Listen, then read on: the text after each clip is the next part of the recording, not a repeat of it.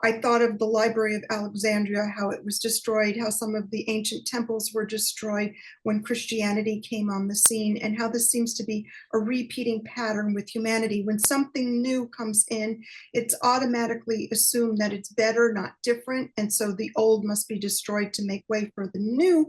Well, some of the old must be destroyed, but some of it really should be preserved, because there's a thread and a continuity that goes through all these different ages.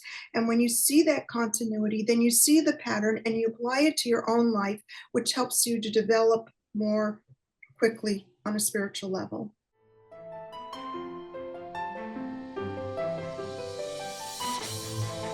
Welcome to Soul Explorers, with your hosts, Gary Langley and Sally Taylor.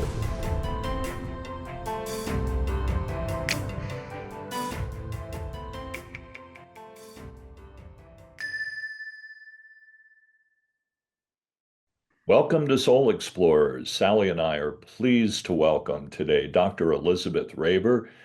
She first studied evidential and trance mediumship at Camp Chesterfield. She's also studied with several teachers in the U.S. and Great Britain. She has a PhD in psychology and is certified as a spiritual intuitive life coach and Reiki practitioner. She's a fascinating person. She also has her own private practice as a medium, in addition to serving Connecticut spiritualist churches via sermons, platform work, and healing. Elizabeth, welcome to Soul Explorers. Thank you very much for inviting me. I'm pleased to be here. Well, we're really pleased to have you with us and to learn a little bit more about your journey and your story. So if you would, give us just a really short backstory for how you came to mediumship of all things, because I know you also have a very well-developed intellectual scientific background. How have you married those two aspects of your life? Well, I was born in 59. That's 1959. So nobody gets confused with the centuries. And so in that time period, there wasn't a lot of open acceptedness to things like mediumship.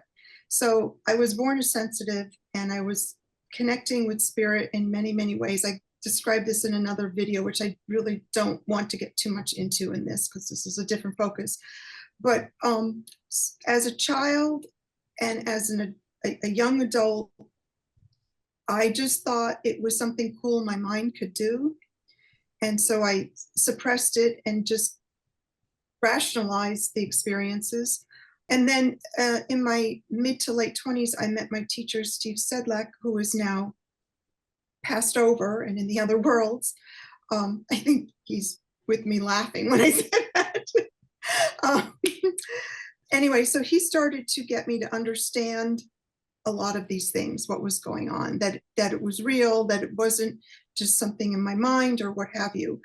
When I was with him up until 2006, which was when he transitioned, I learned, we had a lot of different conversations, philosophical, not so philosophical, whatever, but part of it included mediumship, so-called miracles, and how these other worlds work, because Steve frankly lived more in the other worlds than he did in this one. And then when he passed, I started to go to some spiritualist places to take formal lessons in this, because he had introduced me to Camp Chesterfield way back in the day. So I had a number of really good experiences there. So I started to, like I said, take formal classes and practice formally in churches, and kept this up till COVID in 2020, when everything shut down. In the meantime, I had also gotten a PhD in psychology with a track in research methods, which is known as general psychology.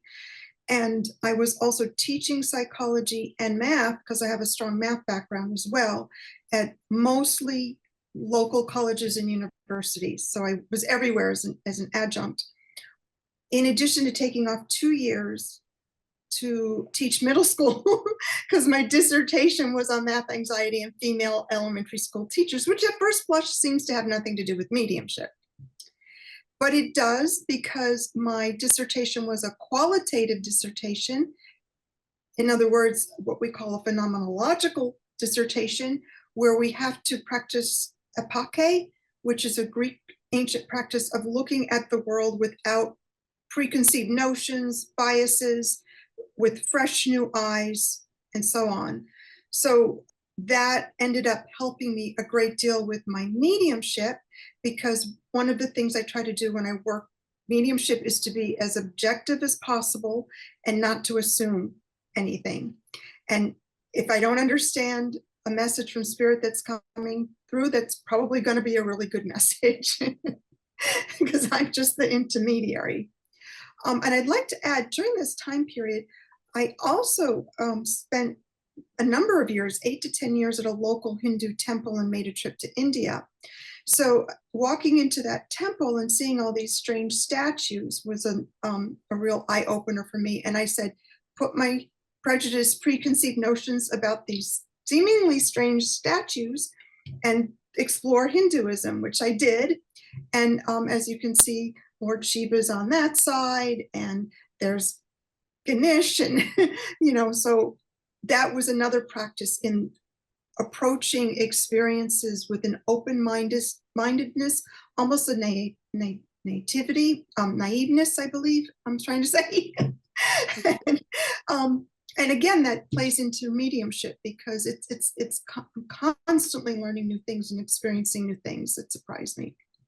I love that. And so have you then looked at these different belief systems of the past as well as current day, and has that helped to inform your understanding of your own mediumship then as well?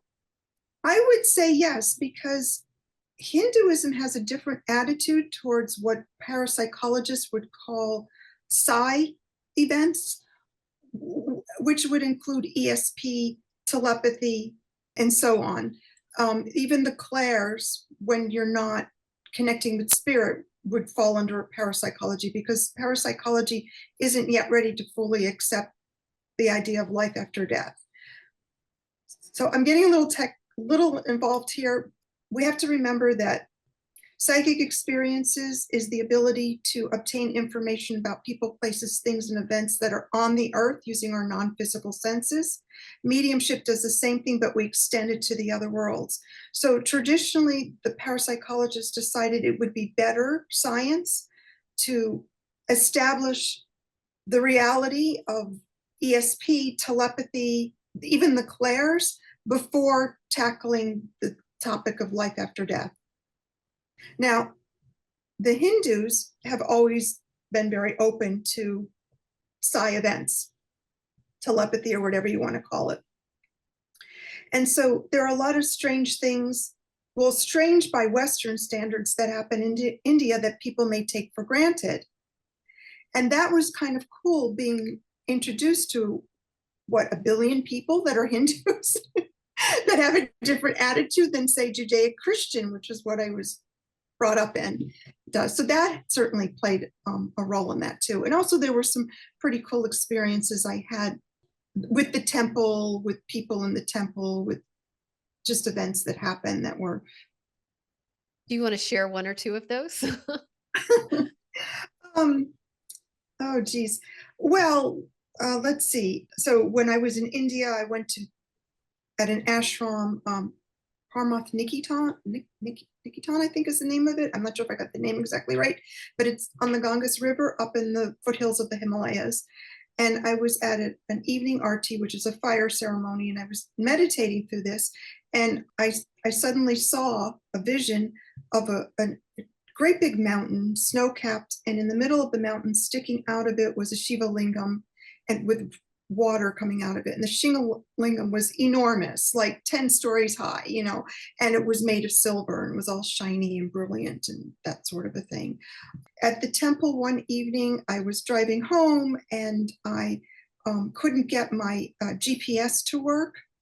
And so I just let it go. And then about 5 minutes later, it clicked on. And not only did it click on, it brought up my home address, so I wouldn't get lost in the dark.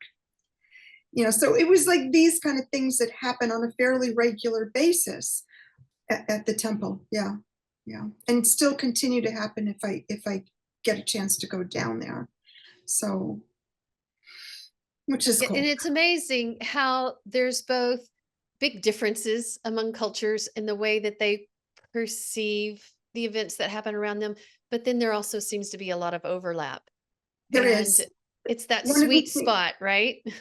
One of the things I was shocked, and this might upset some people, but one of the things I was shocked to find out that when I was reading, I believe it was the Bhagavad Gita, there were things that Krishna was supposedly saying that was almost verbatim to what some of the New Testaments have Jesus as having said. And I was like, whoa, what is going on here?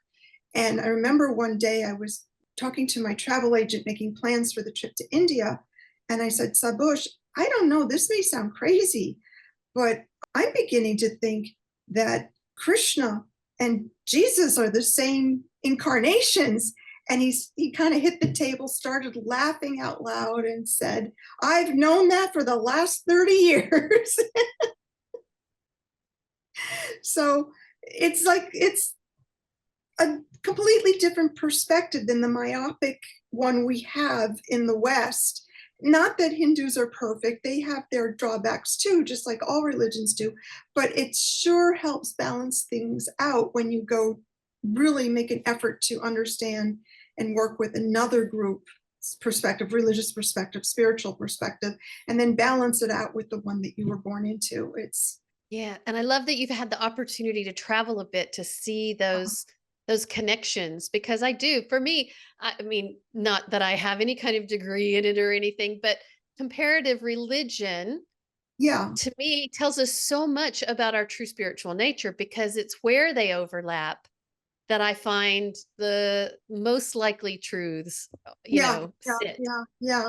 Well, and we were talking earlier about May Benzenberg Mayer, MBM, and that's one of the things she does is she shows the string that goes through all these religions, that like a repeating pattern. It's a pattern that's in all of them, and it makes you wonder if this pattern is so similar or the same in each one of these great religions. We're talking Nordic, Egyptian, China, um, Christian Judaic a lot, Hindu, even Muslim, Islam comes up at times. Surely there's some kind of commonality in the world of spirit where this is all coming from. We're not as separate as we think we are. This is something we often hear in communications from the other side, is that all these religions, they have each a kernel of the truth. Their dogma may not encompass the whole truth, but they're stepping stones, they're tools, and that we need to not be so focused on a religion as our own inner, guidance. So Spirit just showed me a diamond, and they said the facet on the diamond. So, the different facets on the same diamond is one poetic way of putting it.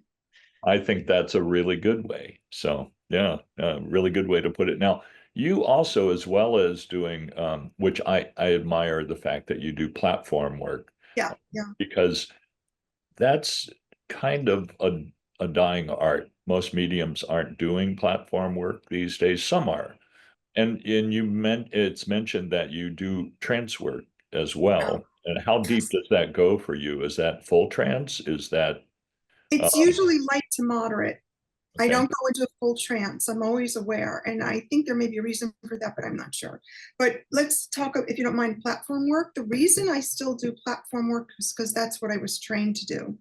I wasn't trained to do like long evidential sessions. I was trained to do the two things, platform and trance. And I was taught that if you train in trance and evidential, which is platform work is evidential, but it's a specific kind of evidential work. Your development will go much faster if you do the both, evidential and trance, at the same time if you study both of them. You don't have to become a trance specialist unless you want to, okay? So I would, get up either in front of church at Camp Chesterfield or in circle practices or whatever, and it would be these relatively short and to the point messages over and over and over again.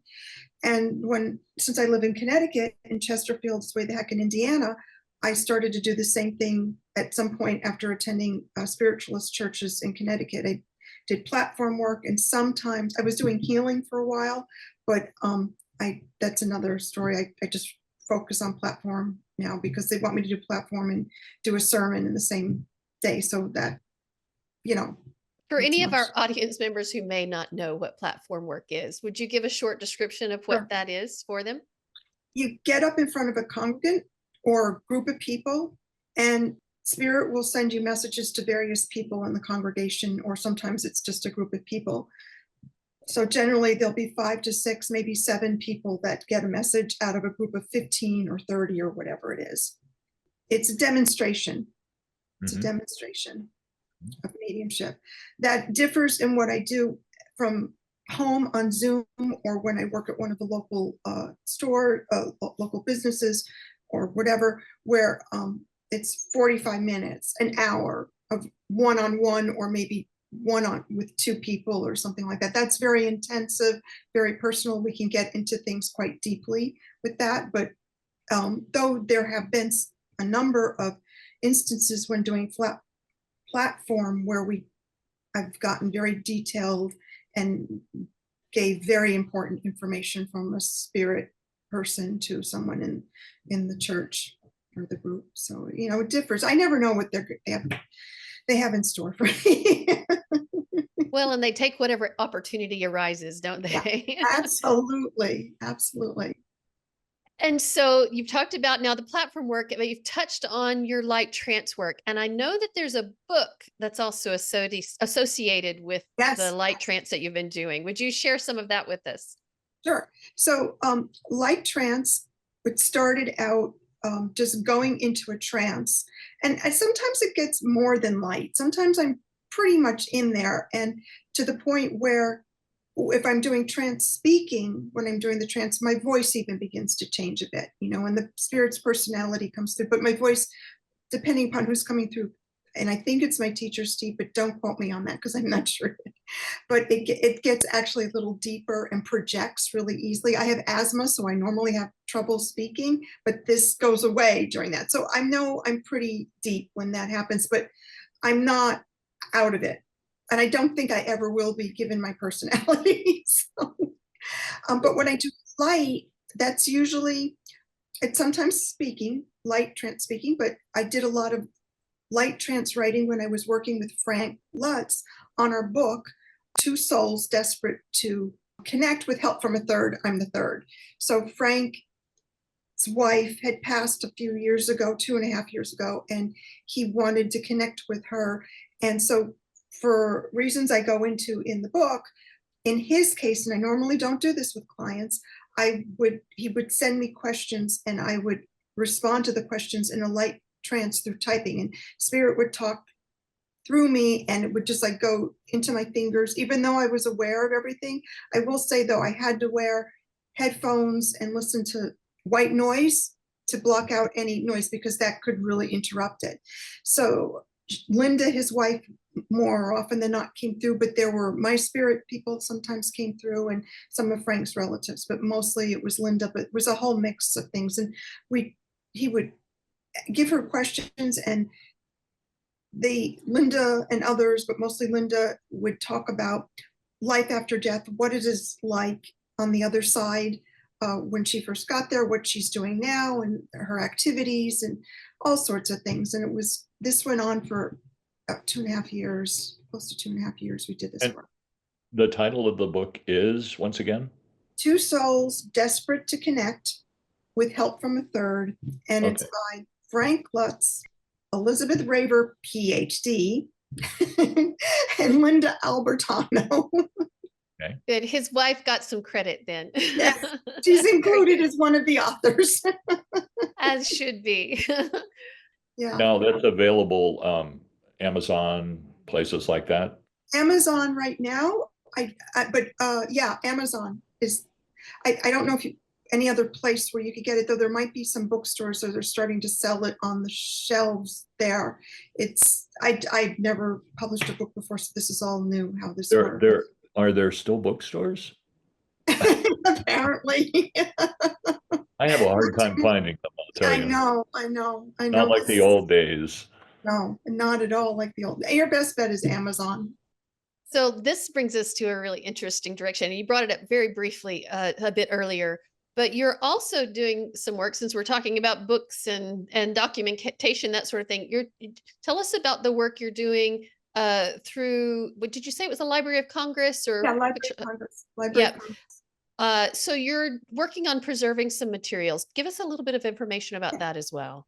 The materials in question consist of about 150 lectures from 1948 to 1952, many documents of lectures that were given from 1931 to 1942, in addition to various pamphlets and other forms of documentations, a transcript for a book that was in the works, and many other things that are part of this collection. I even had some artwork that I donated to the Library of Congress.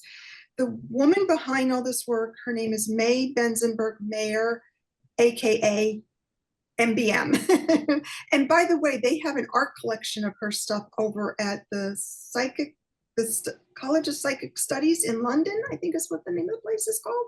So yeah, she got around. So was this spirit art that she produced as well? I need to look her up. I don't know if you would call it, well, certainly she was working, I'm sure she was working with spirit on some level when she did the artwork, because a lot of it's Egyptian, but not all of it. But it was also, she was pulling on psychology and other areas of great philosophical, what I would consider important things.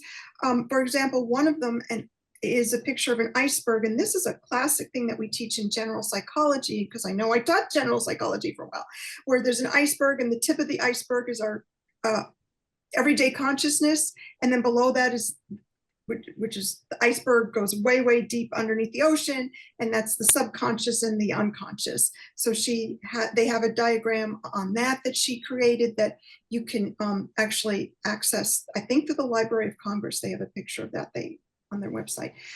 Anyway, so last fall I brought all the recordings down to the Library of Congress. Just to deviate a little bit, about 10 years ago, I had those recordings transferred from stainless steel wires to CDs. And that took a great deal of work. I worked with somebody professional that. So I brought a completed set of the CDs with an inventory with everything written out on what each lecture was about, donated to them, plus a few other things, which I don't really remember, but I think it was more like papers and stuff.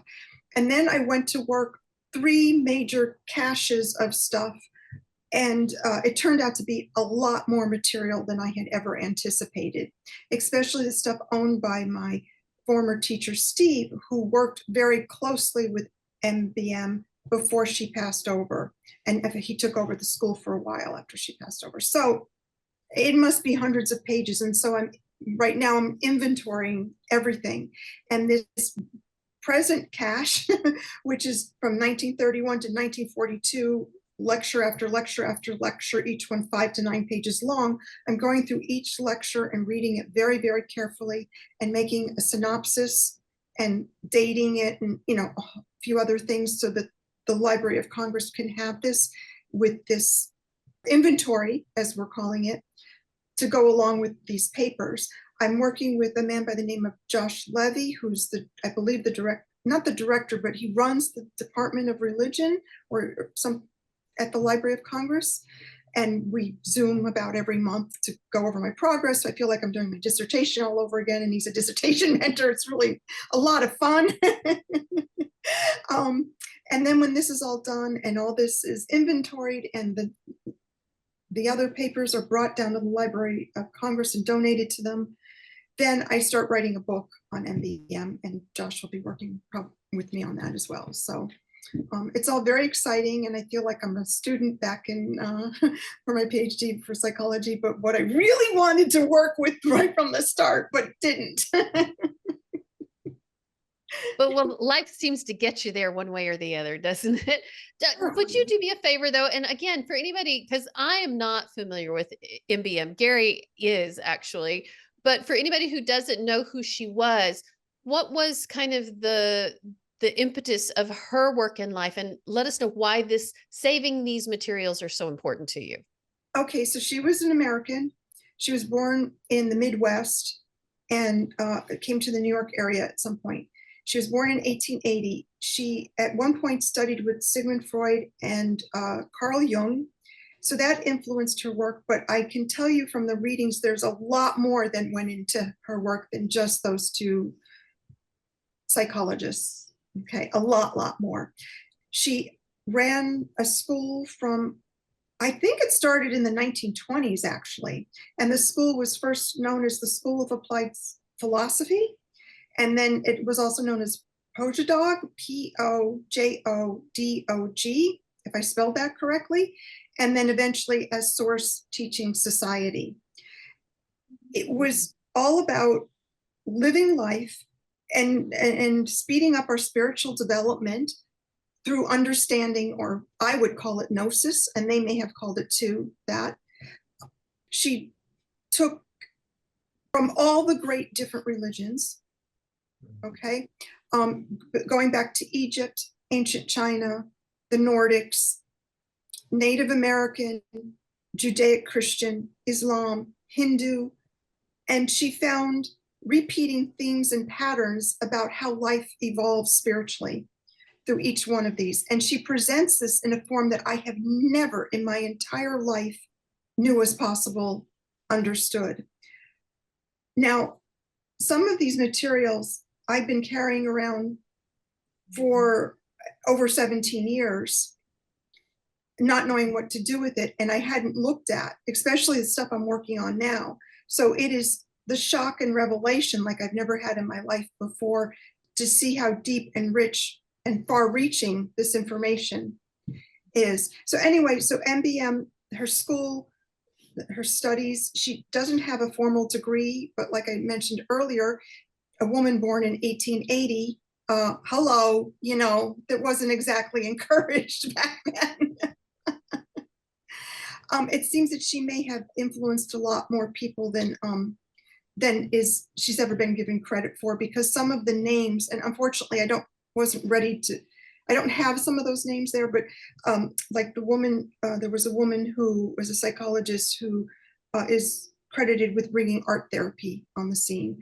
There's a social psychologist, an educational psychologist that brought in some new innovations in teaching. There were heads of corporations. There was now I really should know his name, but it just escapes me, but he invented the helicopter. He was a member. Yeah, I really wish I had brought the names with me today, but I didn't.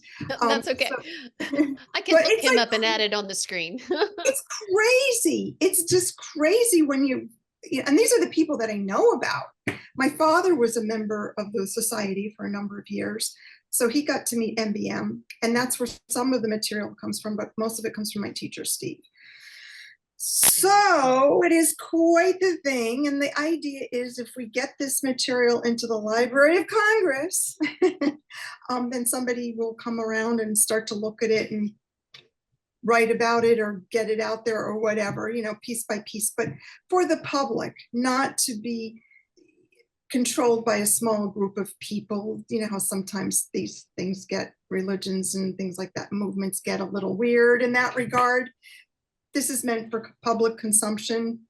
One of the things that she emphasizes, in amongst many other things, is the changing from the Piscean age, which is the age of Pisces, the age of Christ, otherwise known as the age of the heart or emotions, into the age of Aquarius, which focuses on the mind, and her insistence that we not throw out everything we've learned from the age of Pisces, but instead build upon it with understanding, as is had during the age of Aquarius, or will be had during the age of Aquarius. So, and this is very important. And I am going to say, this is not MBM, but this is me speaking. When I read her words pertaining to that, which was many times, I thought of the Library of Alexandria, how it was destroyed, how some of the ancient temples were destroyed when Christianity came on the scene, and how this seems to be a repeating pattern with humanity. When something new comes in, it's automatically assumed that it's better, not different, and so the old must be destroyed to make way for the new. Well, some of the old must be destroyed, but some of it really should be preserved, because there's a thread and a continuity that goes through all these different ages.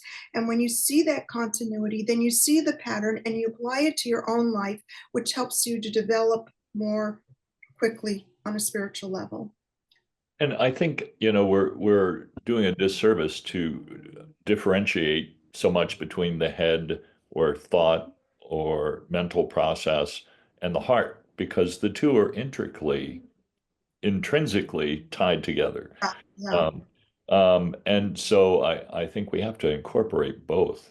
That brings me to a question we hear a lot right now out there in the spiritual world of this time that we're in now, that Yeah. there's this big transition. And I ask this of most of our guests, so I kind of want to get your take. What is Spirit telling you about this particular time frame that we're entering into? I mean, I feel something is quickening. Sally and I talk about this a lot. We feel an energetic something going on. I'm hesitant to put a label on it and pinpoint it and say this is what it is, Yeah. but or it's going to happen by April 5th. Well, Some do that, but there's a different configuration cosmically, and that is actually affecting how we perceive and experience things in our Earth experiences on Earth. Mhm. And lucky are we that are here to witness this, because although it can be a very painful thing sometimes, it's also a very joyous thing and satisfying to see these changes taking place, because if you're aware of it from that perspective, your perspective gets greater yet, because you're seeing the bigger picture of human development and of humanity. So yes, there's a lot of pain and suffering that's going on with a lot of people. Some of that's inevitable, but we must look at the greater picture and where this is taking us in the long run. There wouldn't be as much pain of suffering if people were more flexible to begin with and didn't have as much inertia, what we maybe want to call it spiritual inertia, where an object at rest will remain at rest unless something else comes along to push it. And that's what is going on. But boy, I know, watching the news and seeing things going on in the world, it's very nerve-wracking at times, but at other times it's just astonishing to see. I have seen, for example, in the past 15, 20 years, an explosion occur in interest in parapsychology.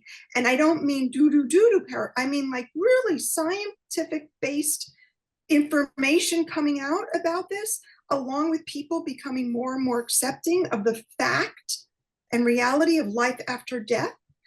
I've never seen this. I was born in 59. It was a completely different world then.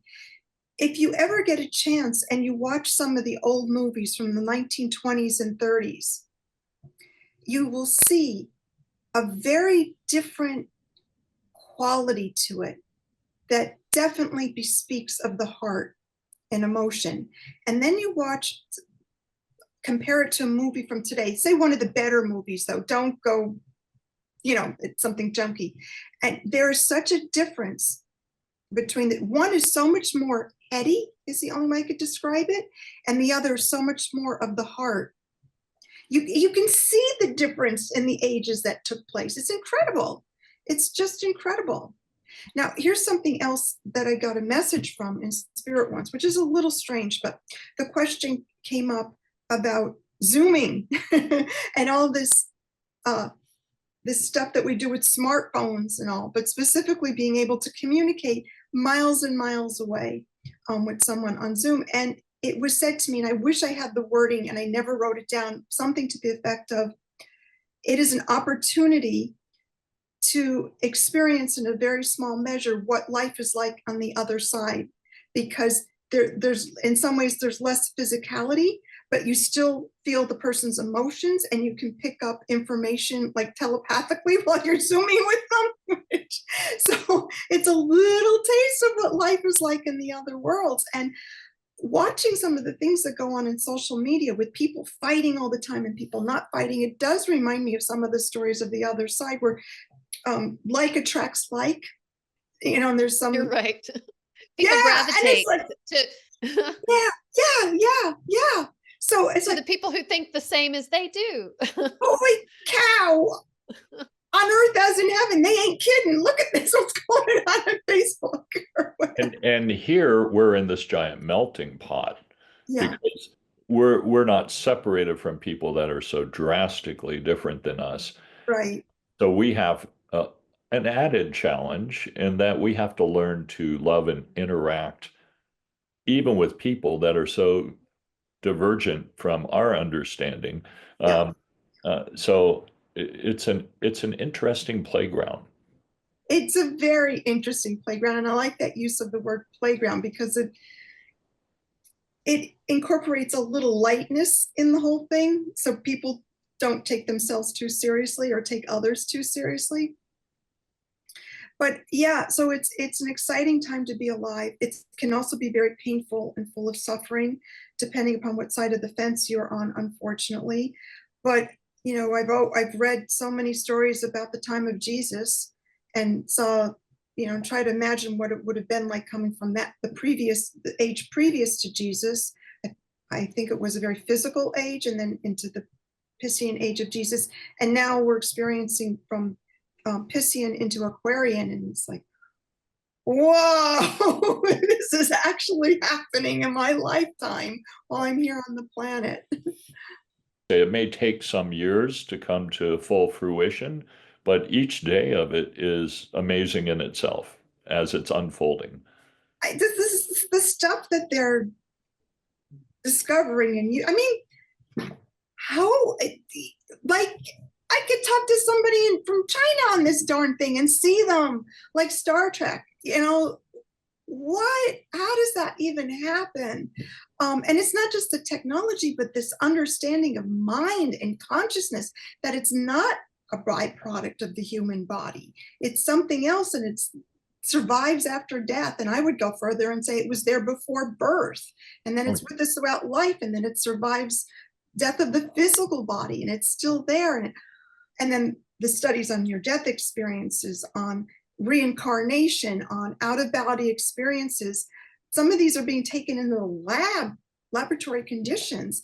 The whole idea that time is relative, now we're applying it to some things that happen in parapsychology and these other areas. So let me ask you this, because you have such a background in academia and thought and the mind, how do you integrate that with your mediumship, which of course, you're so incredible at it as well. Do you talk with MBM while you're working on her materials? How do you utilize it? I think I do. And Steve and others. I know I had what was it now? I don't know if it was the Thursday night meetings, or I forget what it was, but I was talking about the idea, what was it? The idea of spirit faith. She was talking about faith from the older perspective, and then trying to bring it into the new age. Okay. And she was talking about sometimes to get from point A to point B, you have to have faith that it'll happen. And it is great faith that enabled, for example, the martyrs to do the things that they did, put themselves through all that suffering and so on. So picking up on that idea, and I was talking to people about mediumship, and I said, well, look, I have faith when I'm doing mediumship because it's a one long practice in trust in spirit. So many times I will get stuff and I don't know if it's spirit or not, but they're like dangling this carrot in front of me. Just follow it, and follow your intuition, which is us. And then my faith grows bigger, and then my knowing and understanding that it's real goes bigger. So here's the idea of mind and knowing being supported and brought along the journey through my faith in that is real.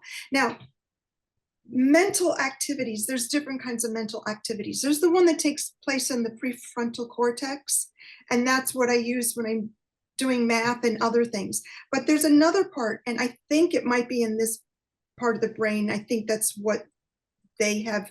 Well, there's some kind of, just say, a correlation or association. Now, correlation does not mean causation, so be careful with what I'm about to say. But Yale, at the Yale, I think it's Hope, studies on mediumship and schizophrenia, and they found that the mediums were processing in a different part of the brain, a more primitive part of the brain, than were the schizophrenics. Oh, were you part of that study? But that's how I receive it. Okay, Right? all right. So, and so self-awareness, which they talk about in psychology to some extent, and but that plays a huge role, at least in my mediumship development. So when is it this part of my mind? When is it this part of my mind coming through? If it's this part of my mind, there's this kind of a letting go and almost submission to the voice. I like to call it that tiny, teeny little voice deep within that's greater than Mount Everest. And then, so let's not mix up rational thinking, working memory, they have a number of names for that, with this other kind of mind. There's, MBM talks about mind and mind with the capital M, and the great mind, which is what we all want to strive for, but we struggle with so much. And the great mind, not only does it, amongst other things, and I'm a real novice at this, so forgive me, people upstairs, if I say this wrong, laughing. But the great mind is so above and beyond this kind of thinking. It's even above and beyond this mental activity. It's, Yes. yeah, it's I'm with the you. logos. The logos. Right. Well, and I only consider this a perception. It's not even reality itself, right? But I have, when I do readings for people, I do this a lot. And I, and I kind of, because it feels that way. So whether or not that's the filter portion of my brain that receives it, I don't know. But it tells me that you're not only you highly sensitive, but that you're very mindful of everything that's going on, which is what we want, because a lot of mediumship takes place on an subconscious, not so much unconscious, but subconscious level. Okay, so if you don't grab onto it and hold on to the message that's coming through right away, you'll lose it. It's kind of like dream work, but even more so. I'm always tickled when I hear other mediums describe something in a way that I actually have also experienced it, because we don't necessarily talk about these things on it. But it's fascinating. Yeah. It is fascinating. And I kind of appreciate that you experience it somehow similarly. And I think, many of our viewers and listeners are going through things because of the age that we're in, and abilities are opening up that have atrophied in the human species, which is also, I'm mainly speaking of the ability to communicate with people that have transitioned. So it's helpful for them to hear, what people are experiencing, what are the nuances. I'd like to also say that the connections, at least for me, are very fragile and very subtle. They weren't always that, but the more I develop my mediumship, the more subtle they become, which requires me to be that much more mindful of what's going on in me, which requires me to be that much more knowledgeable and understanding myself. And when I understand myself, I understand the world and other people more. And that helps develop more compassion, you see. So this subtlety, again, it reminds me of a carrot. We're not going to let you have this easy. You really have to work hard for this ability to connect with spirit. So we're dangling this carrot. If you want it, you better develop greater and greater ability to perceive subtleties within yourself that's coming through yourself. Yeah. And Yes. I think they want to see us develop spiritually along with it. I mean, they really, that's a theme that keeps coming up. I see in different people's work, is that their guides are pushing them to become more aware of who they are. If you do not develop spiritually and philosophically in this development, you run the risk of being a tree that has a branch growing out oddly from all the other branches. They want us to be balanced. They want us to have 1 foot in their world and 1 foot in our world balanced. Otherwise, well, frankly, this is just my opinion, but we run the risk of becoming schizophrenics or some other kind of instability, which that's not a good thing. Now, I could be wrong about that, but that's my. No, I agree with you because there's healthy ways to go about this development and there's unhealthy ways to go about it. And so you definitely have to develop spiritually and mentally and, paying attention to these subtle experiences. But I love the discussion because the way I experience it may not be identical to the way you experience it or Gary experiences it, but there will be some overlaps. And so if we allow people to talk about how they intuitively experience this subtle information that can come, Yeah. then, maybe somebody else will recognize it in their own experience Yeah. and begin to trust it. That's the key, is to trust. Trust, then that's another word for faith sometimes, I think. Yes. Yes. But I just want to mention something really quick. The study of natural law, like the study of the law of proportion, the law of attraction, and correspondence, the law of love, all these things, I think that's very important to study when developing your mediumship. And a lot of people don't want to bother, but that's what I was taught by one of my first teachers, Louise Irving from Camp Chesterfield, who's no longer with us, but yeah. That's great information. Can you tell people if they are interested in finding sort of the list of laws and the descriptions of them, where would they go find that? Google it. Google. It's been around It for a works long for everything. time. Right. I mean, it's been used in a lot of different religions. It's just that some aspects of spiritualism has picked up on it and focused on it more than others. So some spiritualist sources might be able to help you with it, but it's out there on Google, and see if there's any classes anywhere that offer it. So if people say want to get a reading from you, are you open to that? Are you open to people? And how would they go about contacting you? I have a website, so they can contact me through that. It has my email and my phone number. They could text or phone and leave a message or just email me. And there's even a place where you can fill in some information and it automatically sends it to me. So my website is drlizmedium.com, and there's no space between. It says drlizmedium.com. No space in between the words Dr. Liz Medium. We want to really thank you for coming and talking with us today. This has been delightful. And very exciting for me, and I'm very grateful. Well, I'm always fascinated, especially by somebody who has such an intellectual strong suit as well as the intuitive mediumistic aspect, and then finding the balance. I think it's going to change as time goes on, because it's invaluable. Major science really relies on this more than they're willing to admit right now. So. Well, something I always say is believing that the afterlife exists is one thing, and it is a step on the path. But you hit that point where you can no longer deny it, and it exists. Once that happens, your life transforms. Absolutely. Absolutely. There's a peace that comes along with that.